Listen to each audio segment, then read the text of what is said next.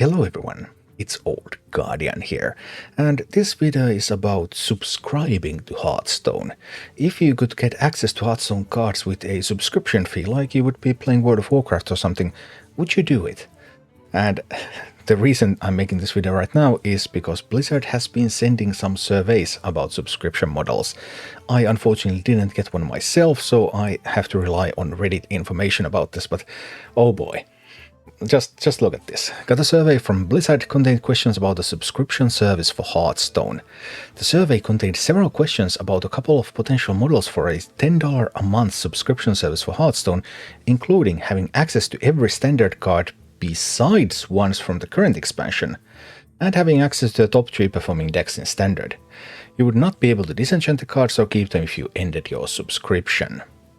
And further down in the comments, someone else had written this. The propositions in this survey are absolutely nuts. Unfortunately, I only wrote this down afterwards because there were several questions regarding your possible behavior towards other purchases if you get the subscription.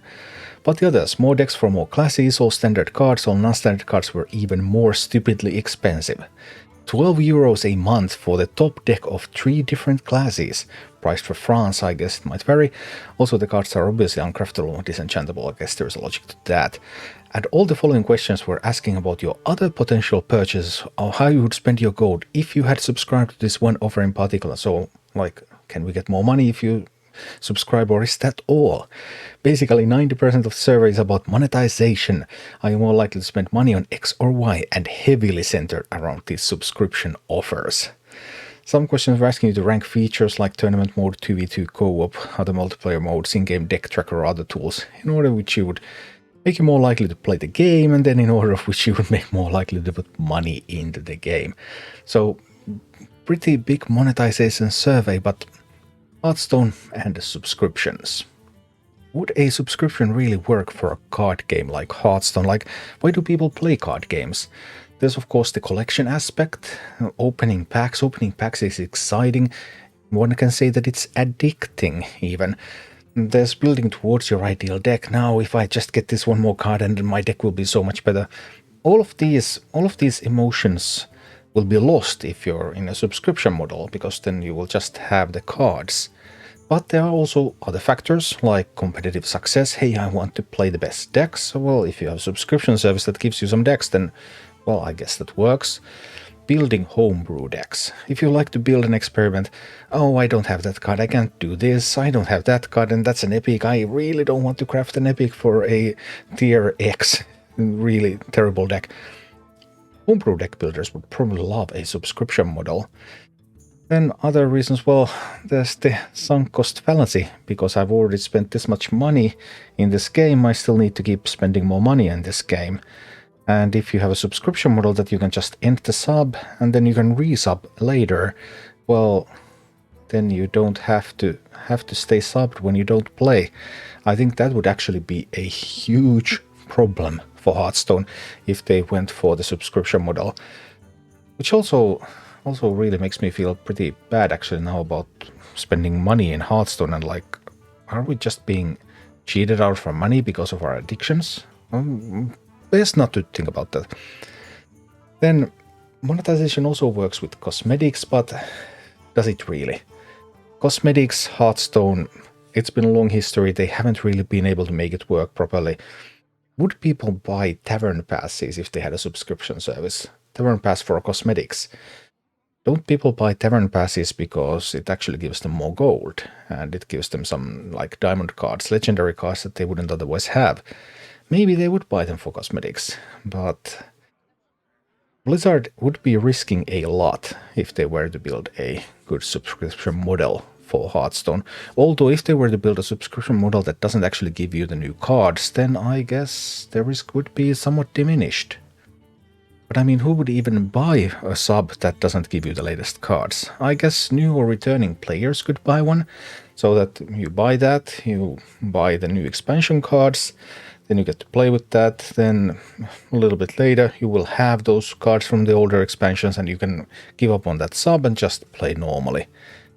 Competitive players, maybe you could sell them a sub to some of the top tier decks, but then again, really competitive players, like we're talking top 100 legend, then what's competitive in top 100 legend is not the same as what's competitive elsewhere on the ladder, because you know what your opponents are playing, you want to tech your deck appropriately. You actually wouldn't get much from that service. So that would actually be more like a service for people who don't have a lot of time, who are pretty casual, but they just want to play a top tier deck and win games. So that's probably actually the clientele. Homebrew builders, yeah, potentially could be interested. But what about all the collectors? Would they feel that their collection value is diminished by the subscription option? Would they just leave? Would that finally make them realize the sunk cost fallacy and leave? There's a lot of question marks here. Also, if you compare subscription prices, by the way, you could get a subscription to World of Warcraft. A 6-month subscription is 66 euros, so we're talking 132 euros per year. Wait a minute, when you actually buy the big pre-order for each Hearthstone expansion, you're already spending 240. You're already spending almost twice what you would spend on a WoW subscription. You're spending more even if you had to buy a WoW expansion. You have to buy the WoW expansion, the latest one. Even if you bought it every year, it only comes out every 2 years. Even if you bought one every year, you would still end up paying more for the Hearthstone expansions. Yeah, that's another very scary thought about the price of Hearthstone. Let's ignore that. So based on all this, what would an ideal subscription service for Hearthstone even look like? I mean, I would be interested if there was an option to buy a subscription to all standard cards with all wild cards as an add-on. I really have a hard time believing in excluding the latest expansion, but maybe Blizzard might be able to make that work and be able to milk more money with that. Competitive deck packages, I could totally see an audience for those, because there was some audience for battle-ready decks, for example, so renting out decks, okay, that could work. And if they had subscription, they probably would want to do it like in WoW, because one of the problems with WoW is, of course, that people sub when there's a new expansion, and then they allow their sub to lapse over time because they just get a little bit tired and bored. So if you can price in a discount, then that tends to keep people playing for a longer period of time, because that would work like 4 months for Hearthstone, for example. So you would buy an expansion pack, basically. But even with all of these subscription services, it's really hard to see how could Blizzard actually get more money from players. Because I think subscription for Hearthstone is a really interesting idea, and properly priced like if it was priced like a WoW sub. If I got all Hearthstone cards for the price of a WoW sub, I would subscribe. I think that would be a great deal. I might not be enjoying all Hearthstone meta games, but at that price, yeah, I could play it. Then I could just come back and go and whatever I like, and it would be great.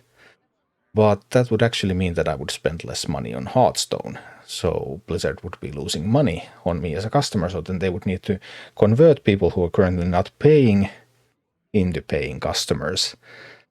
So yeah, subscriptions and Hearthstone, really intriguing.